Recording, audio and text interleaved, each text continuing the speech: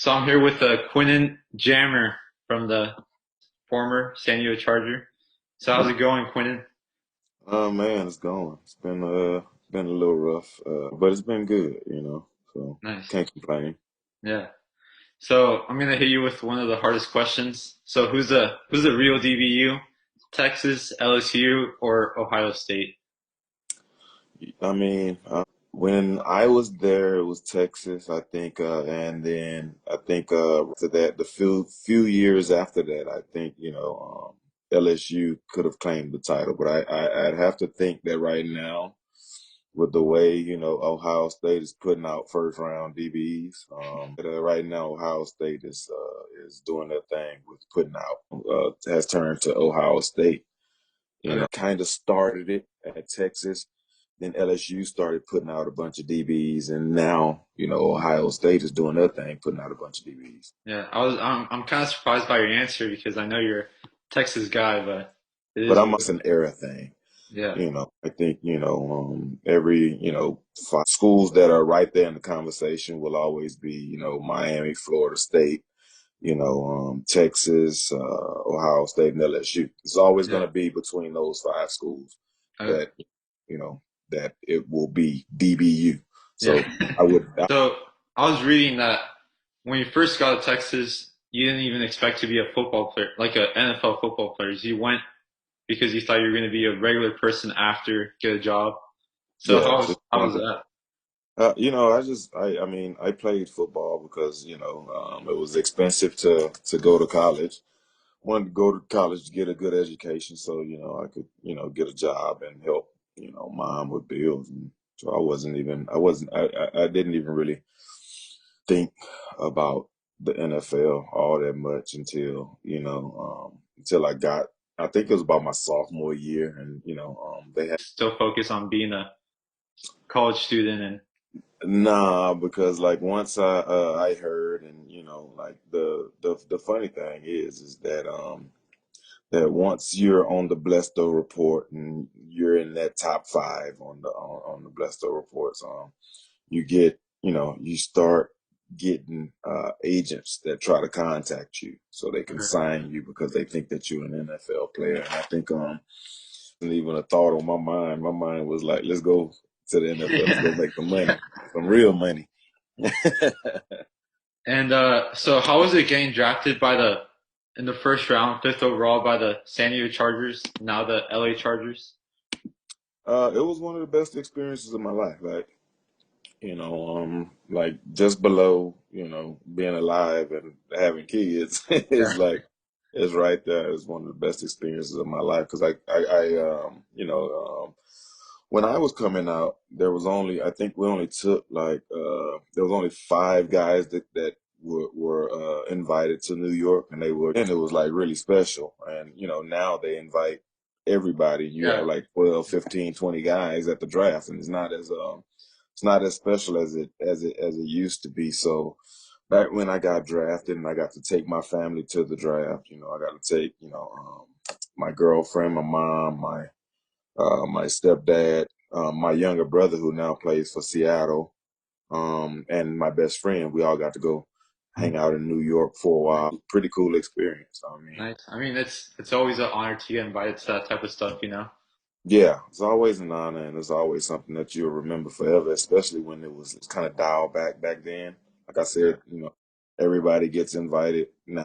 Yeah. I mean, some people get invited and they don't even get drafted in the first round. Don't exactly, so it's not like yeah, like back then, you knew that if you went to the draft, you were gonna be a first round draft pick. You just I think the worry was that you didn't want to be in that green room the longest. You didn't want to be Yeah. the last guy in the. And did you want to go to a certain team or did you just want to get drafted? I just wanted to get drafted. I think a lot of guys who come out don't. I mean, a lot of guys from like communities like that I grew up in. It's just a privilege to be drafted. You know what I'm Okay. saying? Yeah, yeah. We don't take we don't take exception to where we're drafted. We don't. Our lives are going to change for the better. We can take care of our families. We can do all the things that we ever dreamed of doing. So, we're not and we're not Eli Manning, Yeah, yeah, who grew up. When you grow up, differently than how I grew up, and you kind of relish the fact that you're going to make a lot of money regardless of where you go, as long yeah, as you get drafted and you work your butt off. yeah. Got you to that. Playing with so many like San Diego greats that people know today, but like Sean Merriman, uh, Antonio Cromartie that couldn't join us today, Yeah, and it just was many players. awesome. Yeah, it was awesome. I still, still talk to Crow, a lot. I still talk to Merriman, Weddle. I just played golf with Weddle. I'm usually at home, just kids and hanging out. I Yeah. just got the new Xbox, so I'm gonna Well, hook that thing lucky up you, lucky you. No one can and buy any PS5 or Xbox X. yeah, I want to get on it today. I've had it for since since the 10th. And Okay. I haven't even plugged it up yet. And like one of my friends is like, bro, you got to get on. Like, you got to get something going. So I was like, Yeah. I'm just kind of in my own little world now. Yeah. Well, lucky you. Lucky you. Yeah. And so what was your transition like when you in the NFL? Like, well, playing against Randy Moss, Calvin Johnson, all those guys. What was your transition for to go against every guy? Like actually, my transition, like when I came into the league. So obviously my play style in college was very physical, because you can get away with a lot in college, and Yeah, yeah, yeah. even in the league, you could get away with a lot in the league. But then, like just as I was drafted, they changed the rules of contact between a DB and a wide receiver, Okay. at the line of scrimmage. So, my first couple of years was a little bit of a struggle until I got it, just because, I was a physical DB. It was the only way I knew how to play Yeah, football was, get up to the line of scrimmage and maul people. And yeah. that's what I did. But I had a lot of flags. So, so I had to evolve my game. And I think when my game evolved, I think that's when I kind of transitioned my game from a holder to one of the top tier corners playing. But I think it was Marty Schottenheimer who changed it, because what he did was because guys would hold and grab so much. Yeah. We used to have to practice in boxing gloves.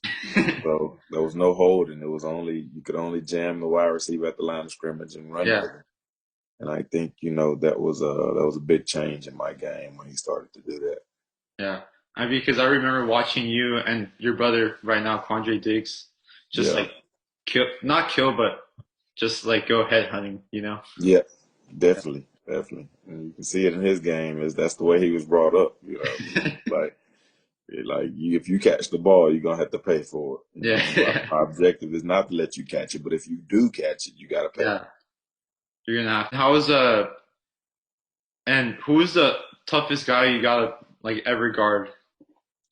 Marvin Harrison like gave me fits. He was small, he's quick.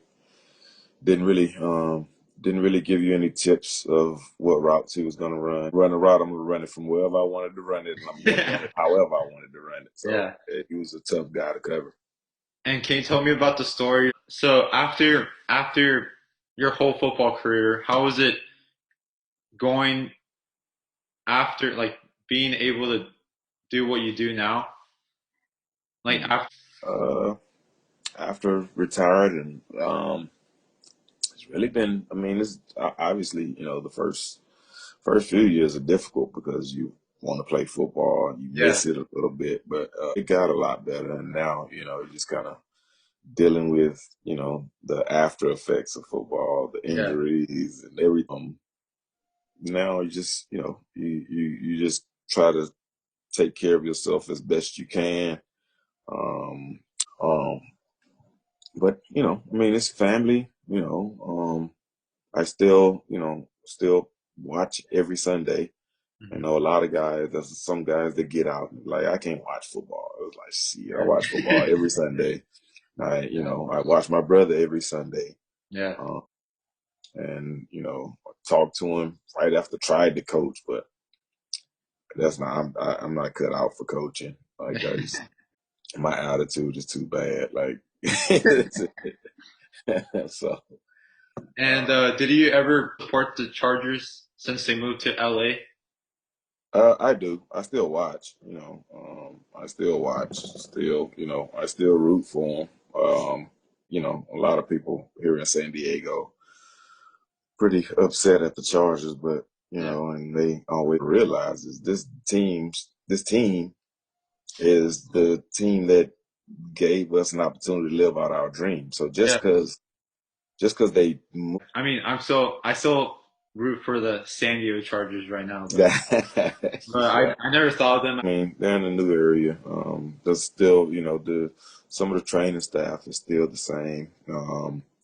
Some of the guys that I knew, that worked, upstairs are still there. Players, I only know like the only player that I played with on the roster now was Melvin Ingram, his rookie year. Oh, dang. So yeah, root for him, regardless Yeah. if they're bad, terrible, or good or great. You never Yeah. know. But yeah, I'll root for him.